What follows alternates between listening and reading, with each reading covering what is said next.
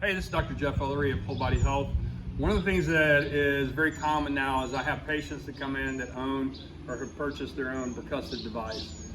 For a long time, these were instruments that only practitioners were using, but now you can get these the cordless versions of these online all over the place, and you can actually, one of the ones you get now is at Costco. I think it's $100. So what I thought would be a good idea is just to show some of the do's and don'ts that you want to utilize when you're using a percussive device.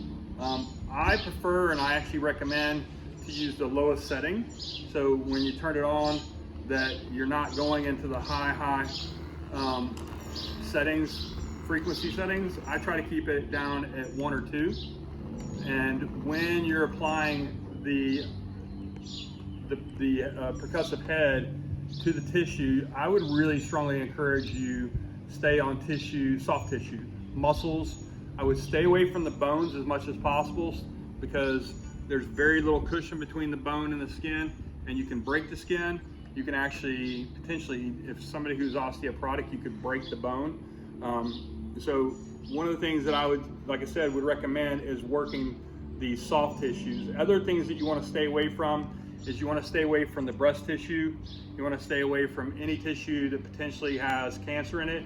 You would like to stay away from open wounds, obviously. I